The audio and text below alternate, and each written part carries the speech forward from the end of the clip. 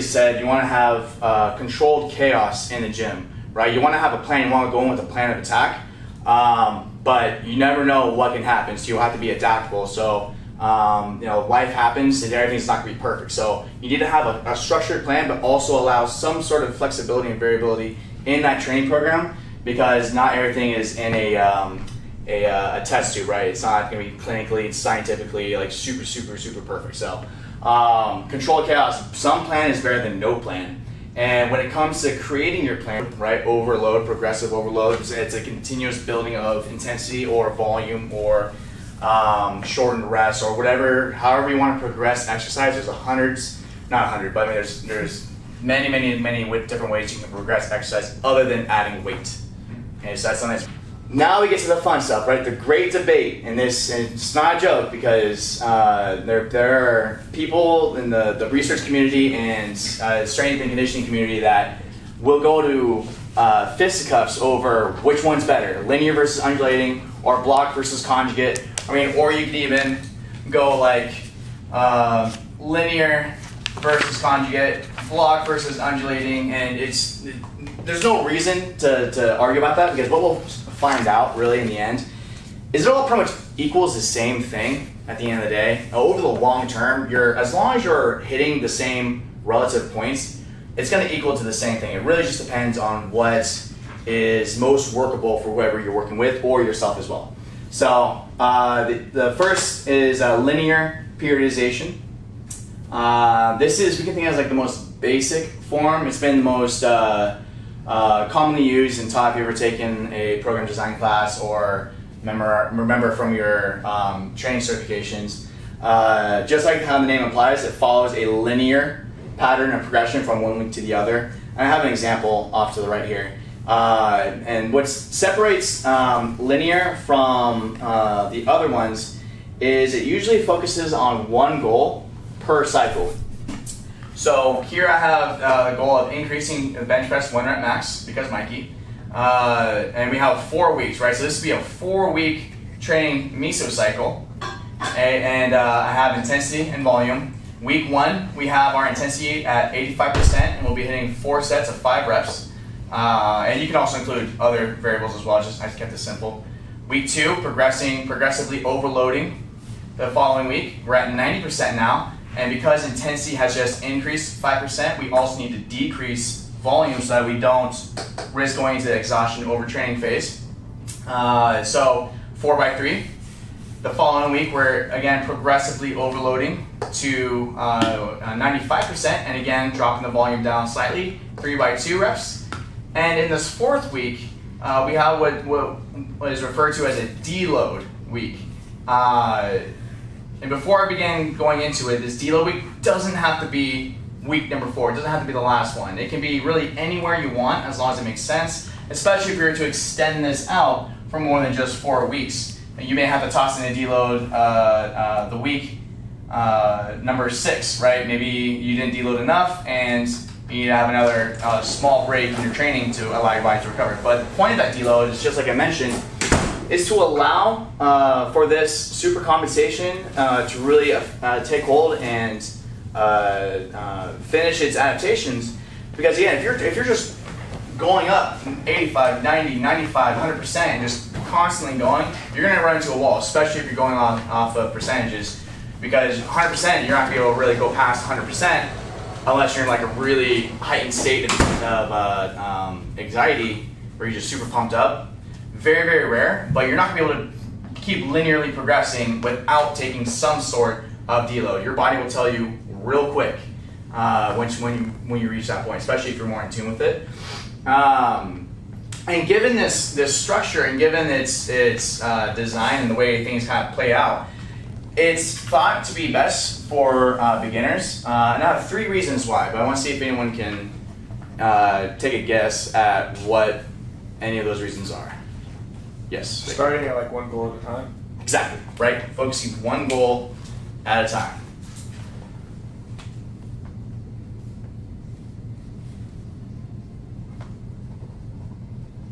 Awesome, what else? Isn't it like training the movement first before the muscle too? Can that be considered one or not? I would probably put that with Focus one goal at a time, focusing on maybe form first, like the first 4 weeks, and then getting into can you maintain that form under fatigue, so like doing more reps, maybe time under tension, whatever it may be. Yeah, something like that, but I would probably more closer to that first point. Good guess though. Anyone else? Week to week, they can see themselves doing more weight, and so psychologically, it makes them feel good. Right. To see Yes. them Yeah. increasing weight. Yes. So a steady progression. Yeah.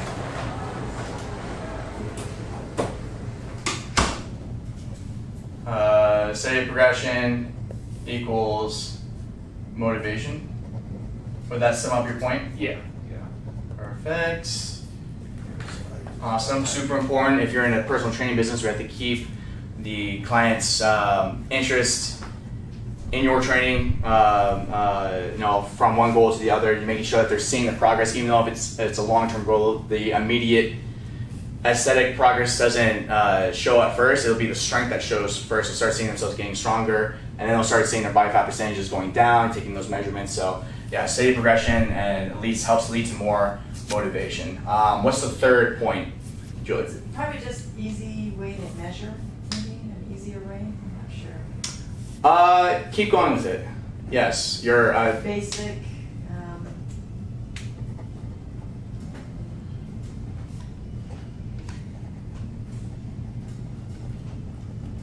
It's maybe talk about like its structure, right? Like if someone were to try to look at the plan with you and think, like put yourself in the terms of someone who's never seen anything like this before and they're trying to follow along with you. Yeah, so kind of easy to follow. Yeah. Yeah, It's just You want to try that? track like the time that it takes or something like that.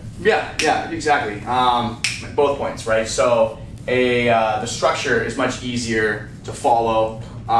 It's when you're trying to plan out week to week, you already know what's going on. So it's a easy to follow.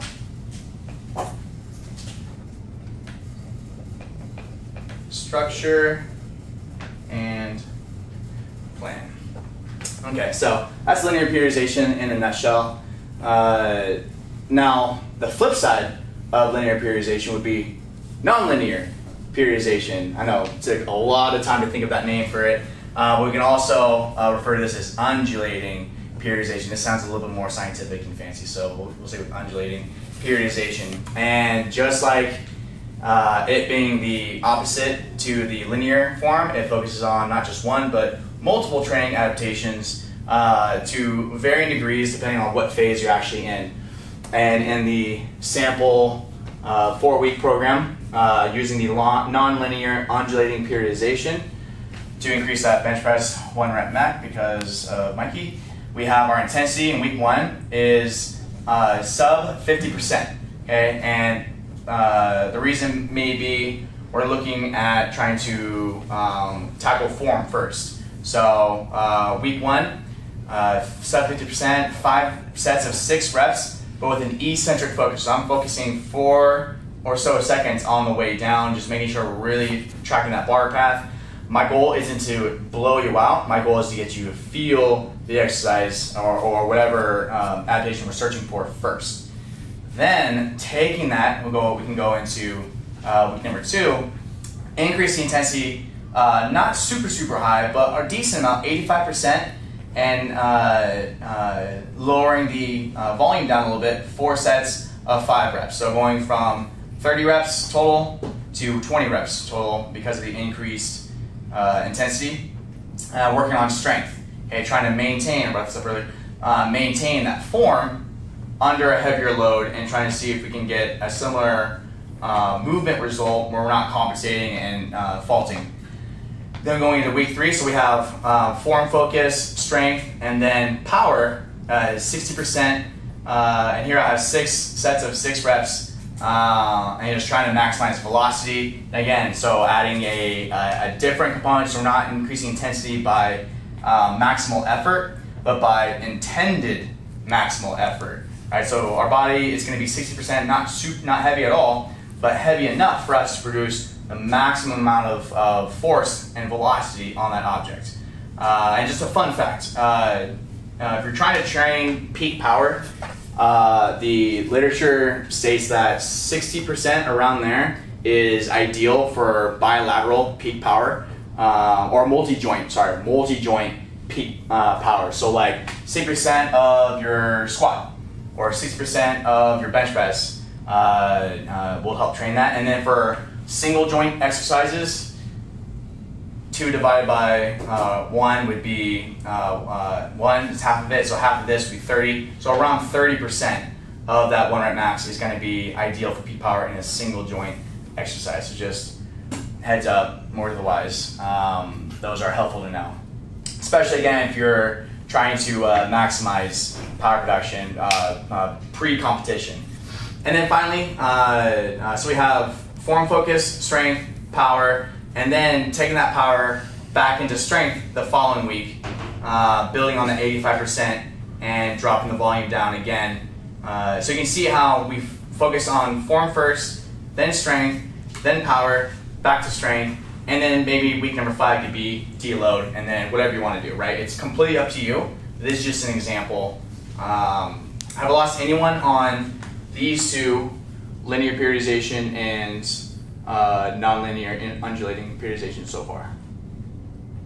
No? Okay, cool. So now we have block versus conjugate. Now, we can think of these not necessarily like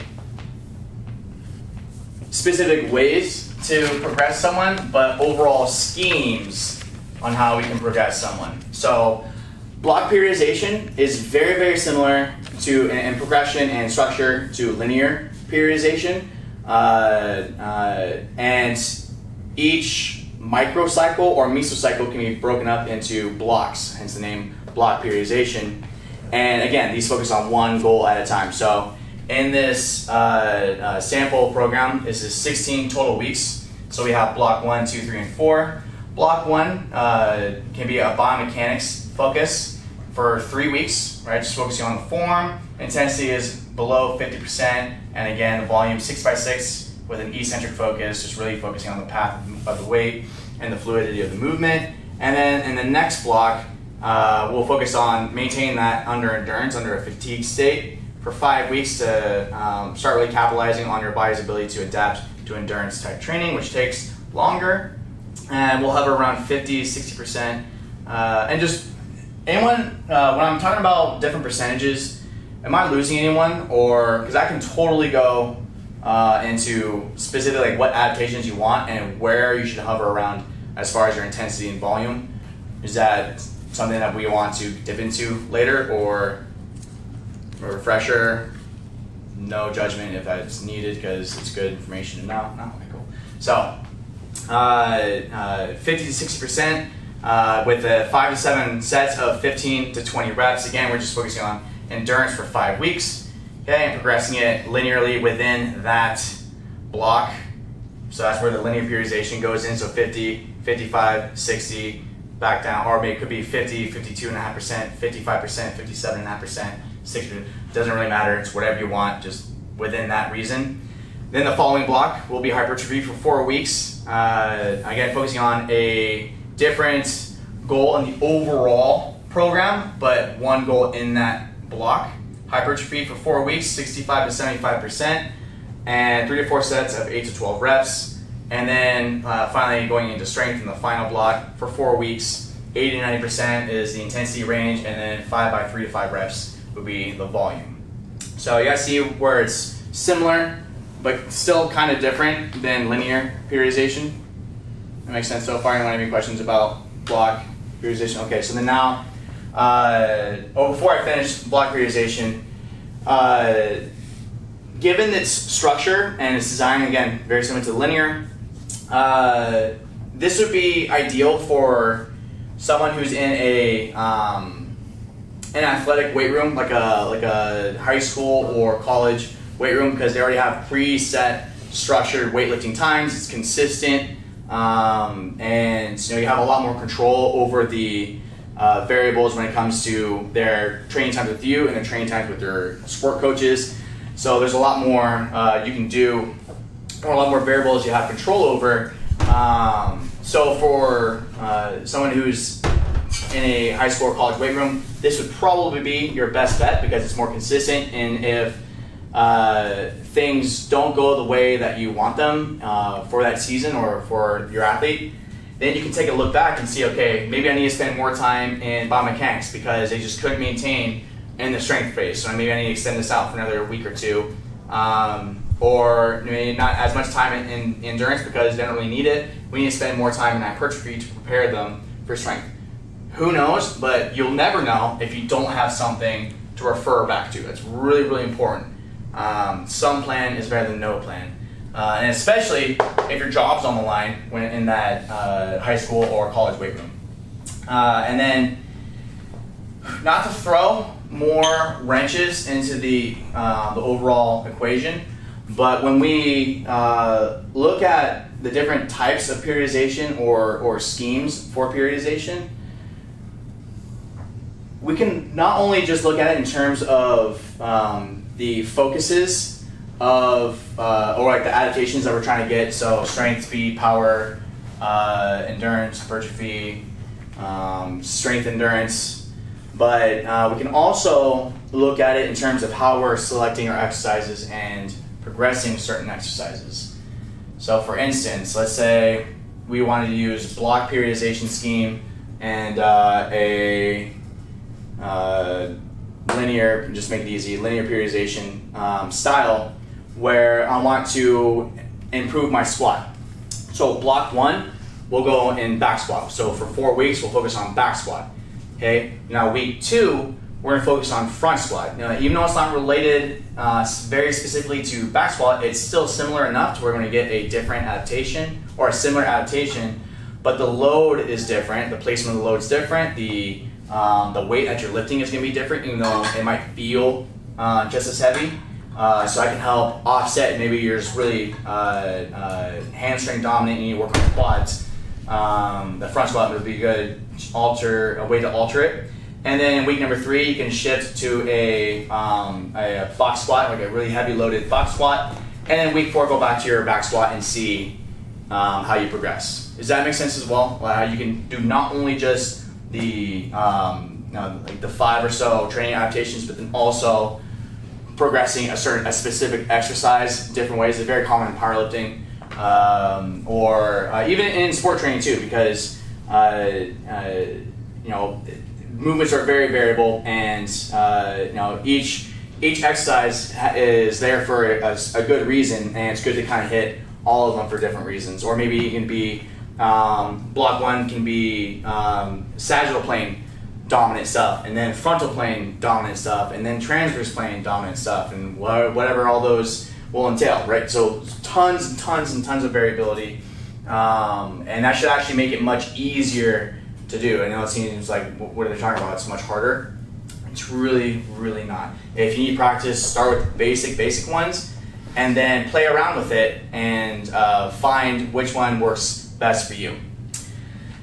So now finally, with periodization, we have what's known as conjugate or the west side scheme. It was originally brought up by the Russians for their national weightlifting team and their other national teams, but it was popularized by Louis Simmons of West Side Barbell.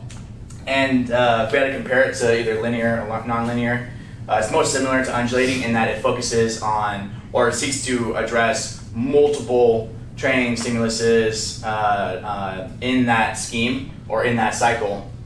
So in our sample cycle, I don't have room to extend it out to 16 weeks, but if we really wanted to, we could.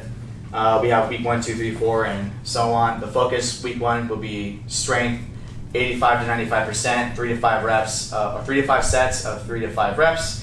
And then week 2, changing the focus to power at 60%, and then having the volume as it is. And then taking that power and strength and going into endurance, where you're trying to maintain a certain load for a certain low number of reps, 85 to 95%, 4 to 6 sets of 5 reps, and let's say with a shortened rest time to like strictly 2 minutes, right? You're on 2 minutes, you're gone. Okay, so your gas, this would be like World's Strongest Man would be a good example of this. And then finally, week 4 could be hypertrophy, 70%, 4 to 6 sets of 10 reps.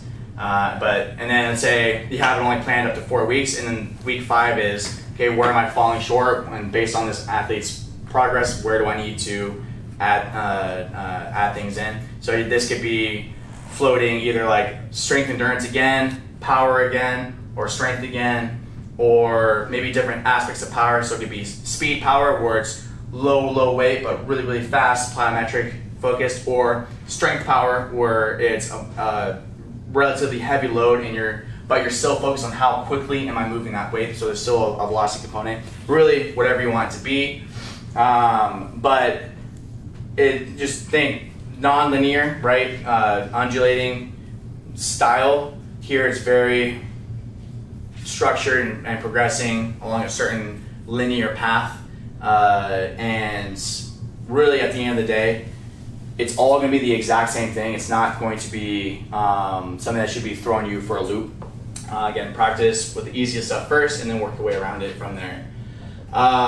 So that was the big overall picture when it comes to program design and explain the different concepts related to program design. Any questions about anything about this? I'm going to try to quickly write and get it into posture and bench press, but I most likely won't have enough time for that.